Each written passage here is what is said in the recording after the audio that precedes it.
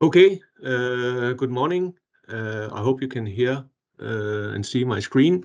My name is Søren Pedersen. I'm from University of Copenhagen, and I'm involved in work package 1, which is about mapping different decision-making factors in the food supply chain. Sorry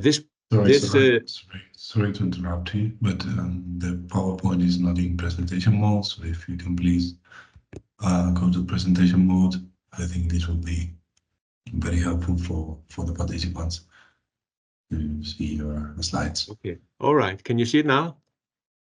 Yes. Great. Thank you very much. Okay, perfect. Okay.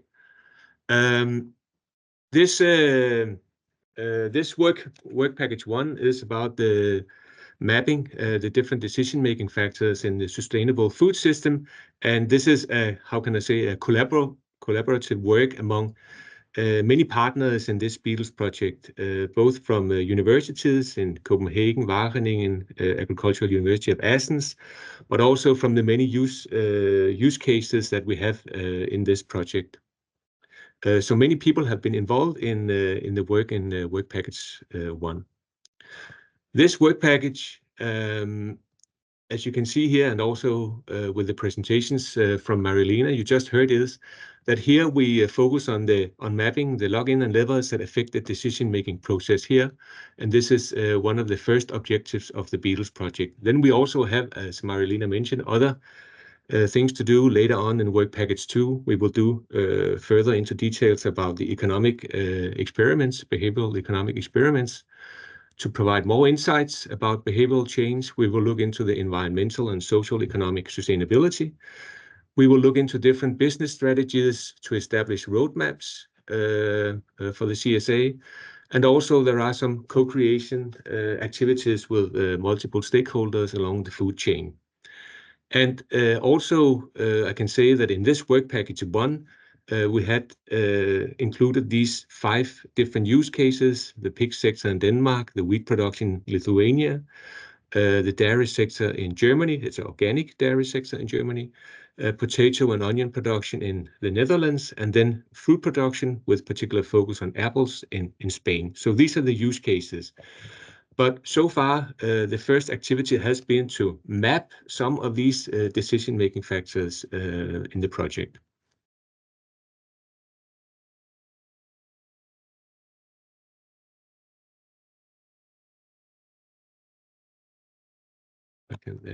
Doesn't seem to. Okay. The outline of this presentation here: why climate smart food system? Why are we interested in climate smart food systems? What are the decision-making factors? And what lessons have we learned so far from the BEATLES work package 1 here in this project? First of all, you can say that the European Green Deal aims to achieve a fair, healthy, and environmentally friendly food system. And according to the World Economic Forum, the implementation of climate-smart agriculture by farmers represent a crucial component of the shift towards a sustainable food system. So this is one of the reasons why we look into this. Climate-smart agricultural practices is an integrated approach to address challenges surrounding environmental sustainability, economic viability, food security, and mitigating climate change, according to FAO. And they have included these different elements in climate-smart agriculture, which is that it's sustainable, increases productivity, it enhancing climate change resilience, and it reduces greenhouse gas emissions. These are the key component in the FAO definition of climate smart agriculture. Farmers can contribute to the transformation by adopting climate smart agricultural practices and technologies. And CSA adoption by farmers, or climate smart agriculture adoption by farmers, is complex due to its multidimensional nature and needs. And it needs integration of behavioral, technological, economic, and social linkages.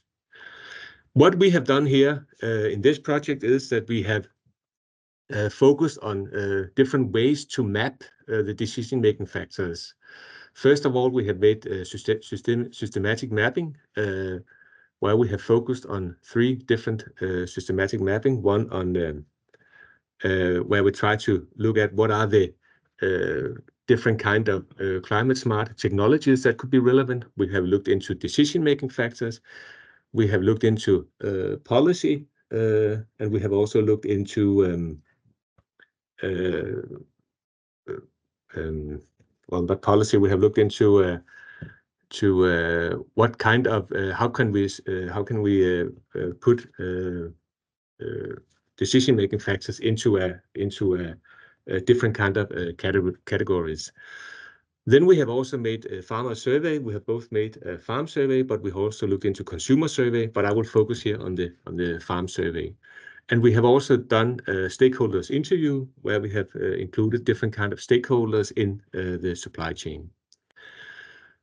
If we look at the systematic mapping, we aim to identify CSA practices and technologies and their contribution towards CSA outcomes.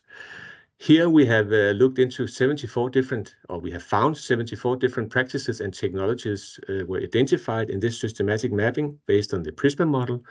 And some of the highlights of these results is that agroecological based farming practices, especially legume-based cover crops, intercropping and crop diversification, have a potential positive contribution to CSA outcomes.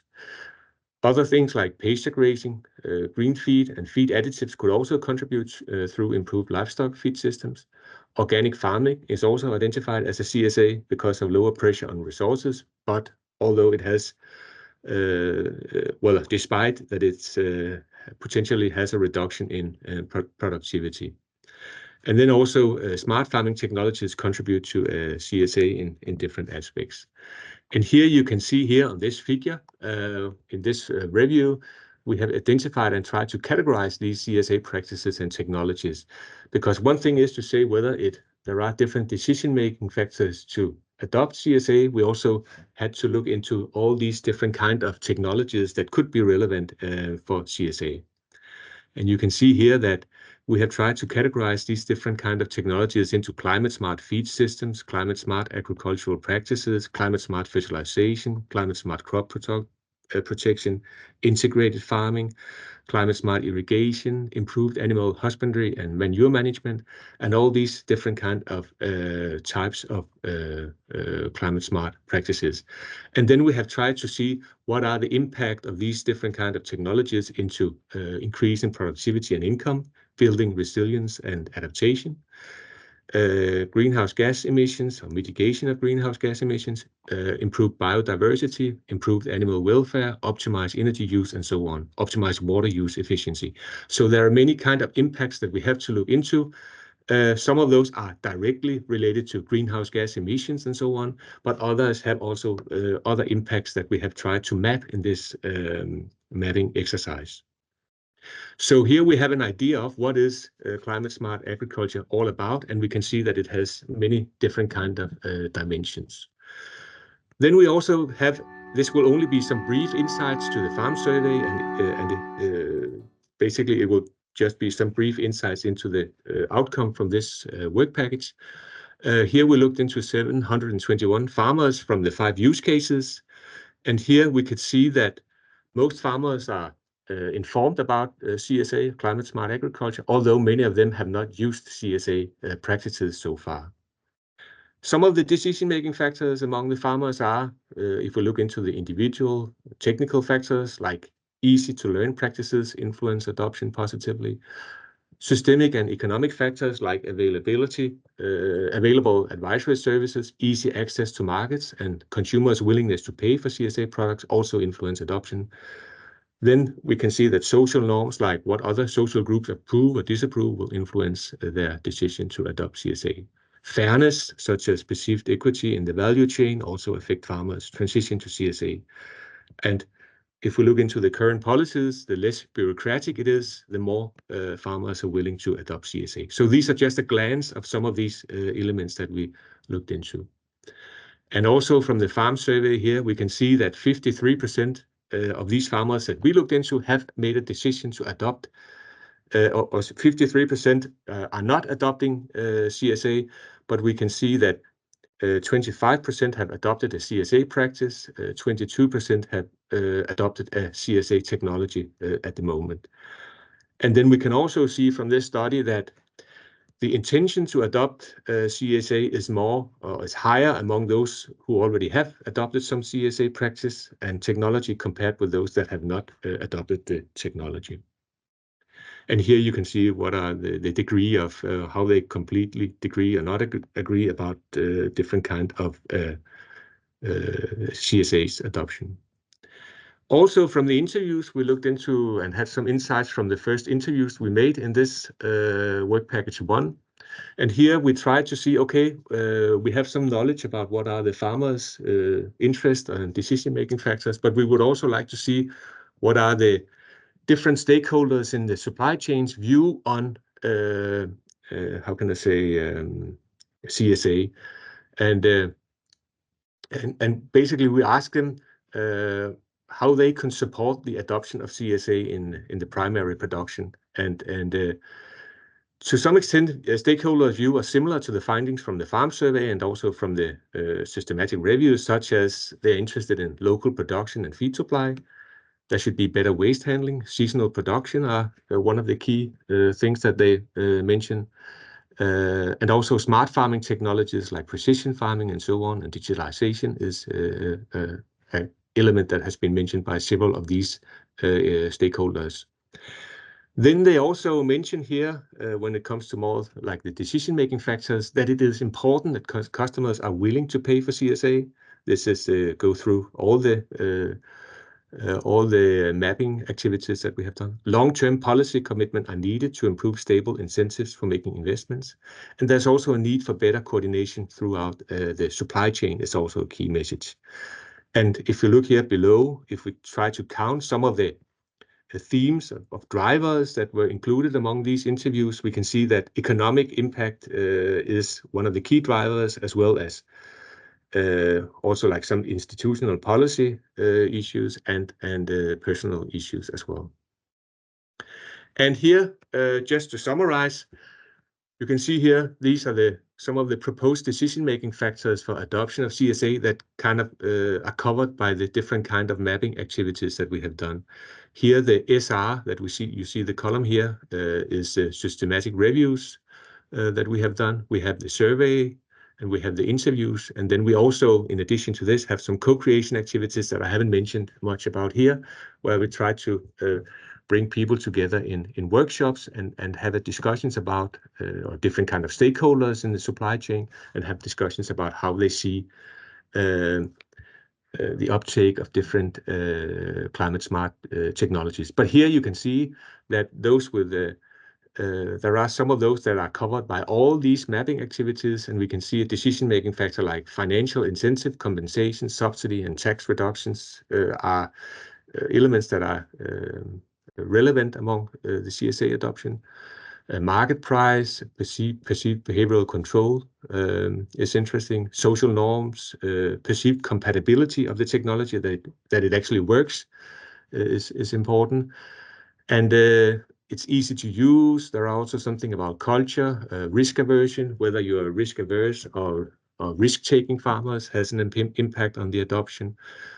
Also trust along the value chain and policy measures and so on. So this type of table here kind of gives an overview of some of these decision-making factors that we found from these different mapping activities. So in summary, you can say that a transformation of the climate smart food system will require action and changes in decision-making from individuals and institutions across the entire food system. The transitions to CSA are not always under farmers' control, but also depend on the behavior and interest of other value chain stakeholders. Economics, institutional and policy, as well as psychological factors are key drivers.